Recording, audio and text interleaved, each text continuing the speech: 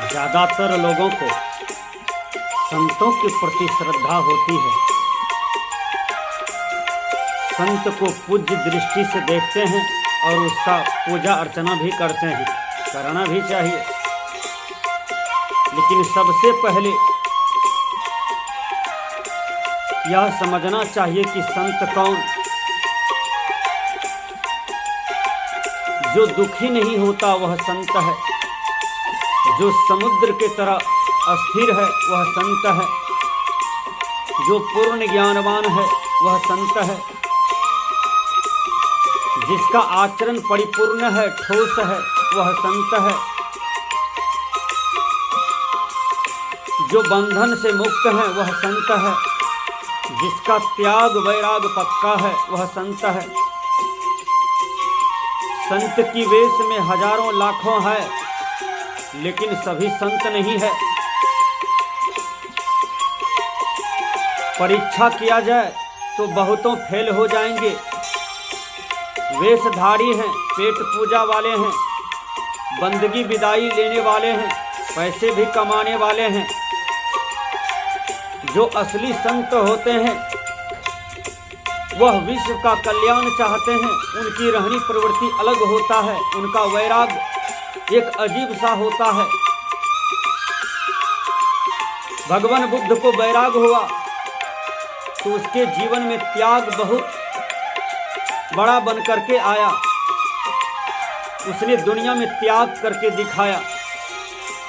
सदगुरु कबीर साहब जी भी संत थे, लेकिन उसके जीवन में त्याग वैराग पक्का रहा। अनेकों संत है जिसके जीवन में त्याग वैराग पक्का रहा।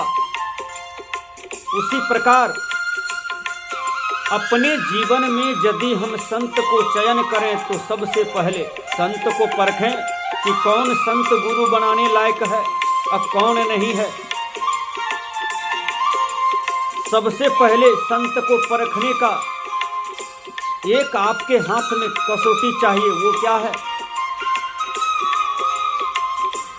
संतों की रहनी पर ध्यान दें और रहनी से अपने आप पता चल जाएगा कि यह पूर्ण है कि अधूरा है कि केवल वेशधारी है।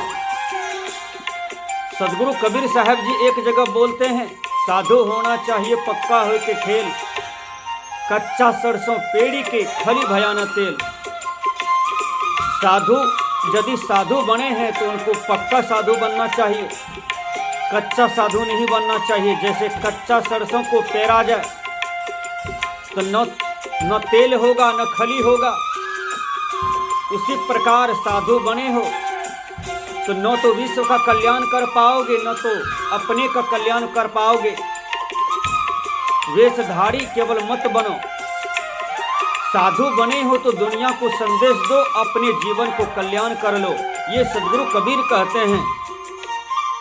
तो मैंने कहा बहुतों को श्रद्धा होता है कि मैं संत का सेवा करूं, संत का पूजा करूं, संत को दान दक्षिणा दूं, संत को गुरु बना लो, क्योंकि संत का वेश देख करके लोग प्रभावित हो जाते हैं। आजकल कुछ ऐसे संत हैं जो हवा में उड़ते हैं, उनका फोटो हवा में उड़ रहा है, लगता है कि वो यह प्रकृति मंडल का राजा है, यह प्रकृति मंडल का भगवान बन बैठा है। लेकिन कुछ ही दिन में उसकी बुराई जब निकलती है तो फिर वह थूक फेंकने लायक भी नहीं रहते हैं। कितना थूक फेंकें उसके देह पर। अंदर से गलत गलत काम करते हुए रहते हैं और ऊपर से साधु का वेश में रहते हैं, ऊपर में संत की वेश में रहते हैं। ऐसा ही संत कबीर साहब के भी जमाने में होंगे। ऐसा ही संत को कबीर साहब भी बोले होंगे कि मन न रंगाए, रंगाए जोगी कपड़ा, दाढ़ी बढ़ाए के जोगी मन को बनाए बकरा। जैसे समाज में बकरी के बकरा टहलते रहते हैं, बकरा को देख करके लोग हंसते हैं और उनका अपेक्षा करने लगते हैं, क्योंकि वह बकरा जो है एक बकरी से ही केवल संपर्क नहीं करते हैं, कितने बकरी से वह भोग करते हैं। उसी प्रकार जिस साधु का मन स्ववश में नहीं है, इंद्रियां स्ववश में नहीं है, वो साधु भी अंदर से गलती करते हैं, अंदर से पैसा कमाते हैं और भोग विलास करते रहते हैं, ठीक वही बकरा के वाला जीवन जीते हैं। सदगुरु कबीर कहते हैं साधु वेश में ऐसे भी ठग हैं, उनसे बचना चाहिए, ऐसे कुसंगी साधु से बचना चाहिए।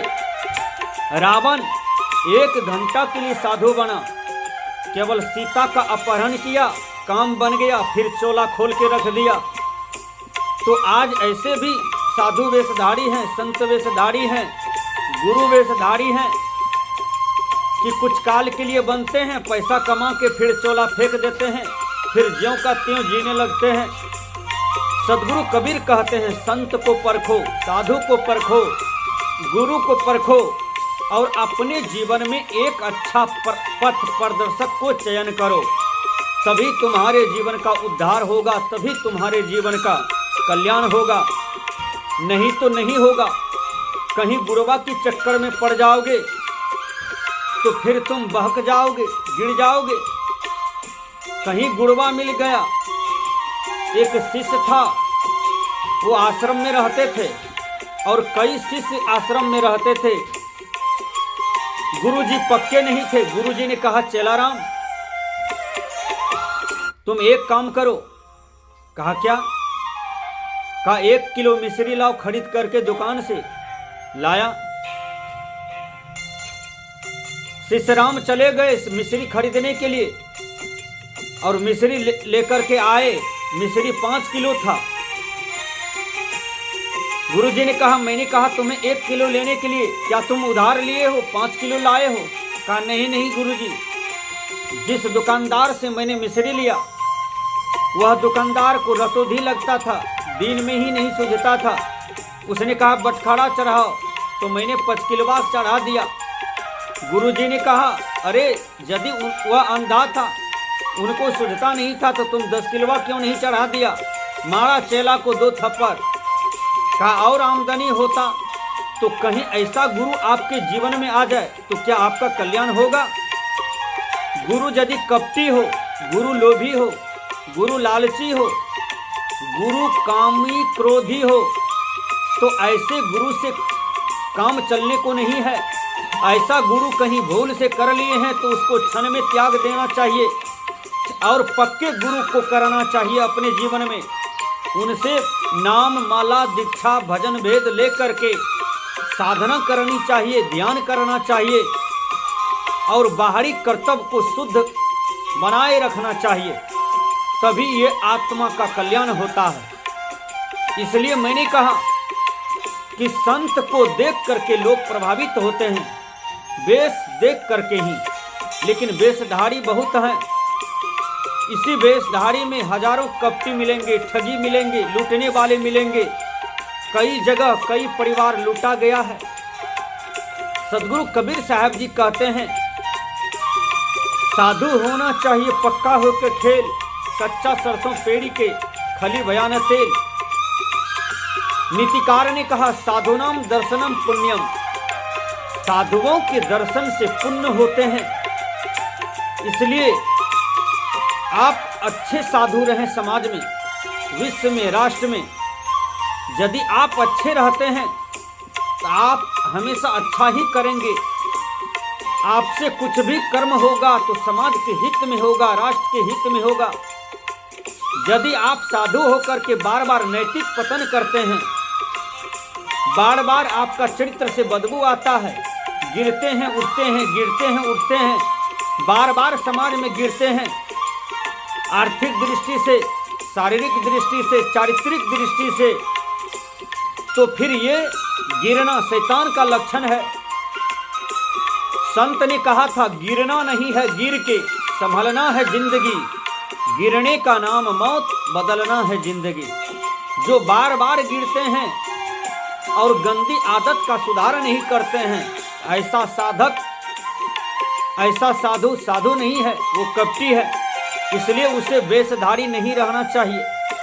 इसलिए सदगुरु कबीर कहते हैं ऐसे ठग से बचना चाहिए। रावण जैसा ठग, ऐसे ठग से बचना चाहिए। कुछ ऐसे साधु हैं जो केवल पैसा का हवस करते हैं, फल फूल का हवस में रहते हैं और मान सम्मान की हवस में रहते हैं, लड़कियों आदि का भोग विलास में ज़्यादातर रहते हैं। सदगुरु कबीर साहब जी कहते हैं कि ऐसे ठग से बचो, नहीं तो तुम्हारे जीवन नरक में जाएगा। और गुरु तो नरक में ही है ही। जाना नहीं, बूझा नहीं, समझी किया नहीं गौन, अंधा को अंधा मिला, राह बतावे कौन। सदगुरु कबीर कहते हैं जान करके, बूझ करके, समझ करके तब अपने जीवन में गुरु करो। ये तीनों नहीं करते हो, केवल देखा देखी में जा रहे हो, देखा देखी में गुरु कर लेते हो, तो फिर तुमको भटकना होगा, फिर तुम्हें दुख होगा, आगे चल कर के अशांति होगी। इसलिए अपने जीवन में गुरु करते हो तो एक अच्छे गुरु का चयन करो, अच्छे संत साधु का चयन करो, उन्हें सही से परखो, तब उसके चरण में जा कर के लगो। ये सदगुरु कबीर साहब जी कहते हैं।